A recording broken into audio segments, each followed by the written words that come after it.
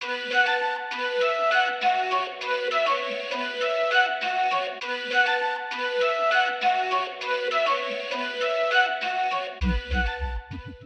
Bruce, hell of a photographer and also Dayton known of Known Records, for giving me this opportunity for the first interview. You know, the first interview we really didn't touch on things that we needed to, because I wanted to go back to the beginning, the transition, the beginning of my journey before I start, you know, testing the street elements of the trenches. So give us a quick upbringing. How was your upbringing? Well, my upbringing was excellent, man. You know, I was brought up in a single parent home. My mom worked, you know what I mean, made sure that I got good grades, you know what I mean. I was academically solid, you know what I mean, if you will. And, you know, a lot of stuff like sports, you know what I mean, boxing, a lot of that stuff kept me out of trouble. I think when my dad went to prison, right, that kind of like took a toll on, you know, the family structure. So it didn't give me no other alternative, being as though I didn't have no mentors coming up, you know what I mean, to go out there and test those waters, you know what I mean. My upbringing is what really made me the person I am today, because I never forgot those principles, those morals, you know what I mean, that my mom instilled in me. Back then, man, I didn't know the first thing about cause and effect. But at the end of the day, when you're a child, you know, when you're a young boy growing up in North Philadelphia, especially with myself being one of the residents of one of the most notorious projects in North Philadelphia, Blumberg Projects, down 23rd and Jefferson. You know, it was a lot that I had to go through as far as different tests, right? The choices and decisions I made, they were very foolish, right? Foolish decisions only because I didn't know cause and effect. So I have a quick question. I don't mean to cut you off, but I want to touch back. So you said you got good grades. So what transitioned from the good grades that got you hopping into the streets? I think my behavior, right?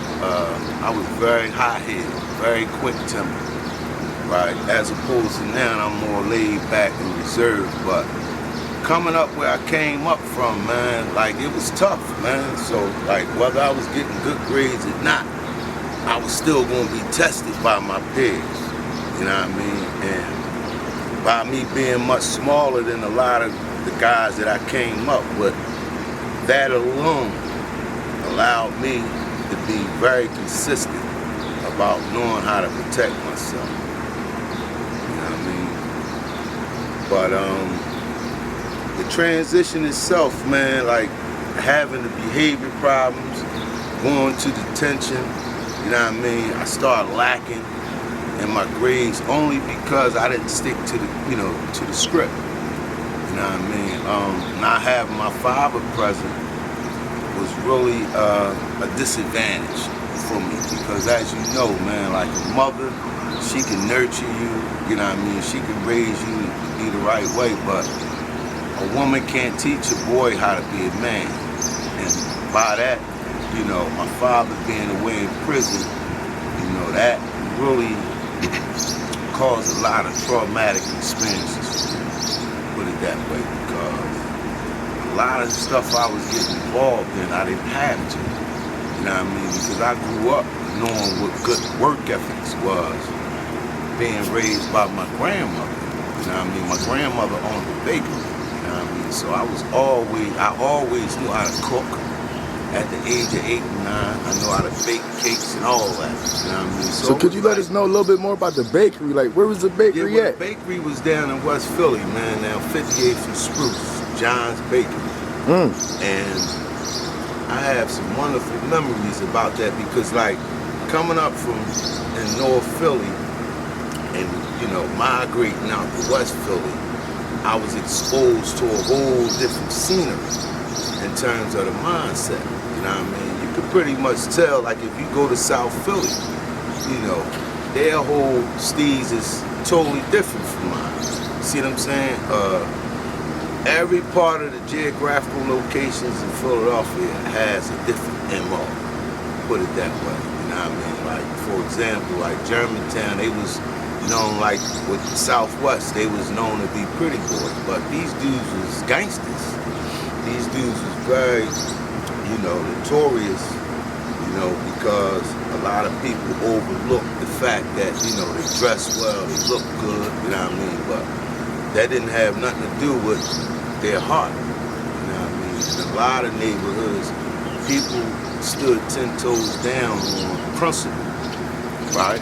You know, back then, you know, it was a lot of rules to the game. Because if I'm beefing with somebody outside of my geographical location and they see me on an avenue with my mom, I got to pass. As opposed to today, the mindset is different. You know what I mean? Everybody is on go. You know what I mean? And I think that has a great deal to do with them not having mentors involved in their lives. You know, strong men figures. You know what I mean? I won't say role models. I'll just say, you know, myself included, not having, you know, a strong male figure, you know what I mean, to become a mentor. I didn't get that until I went to prison. You know what I mean? And can you touch base on what led you to go to prison? Well, again, my behavior, you know what I mean, me getting involved in, you know, activities, you know what I mean, that I knew I shouldn't have been involved in, but me wanting to be a part of something, me, you know, feeling as if I had something to prove, you know what I mean? And I think it had a lot also, even though I was a leader in my own right, but, you know, during that time, it was like everybody was following trends, you know what I mean? And I was very eager, you know, knowing that coming up where I came up from, I really didn't see nothing but hopelessness and despair.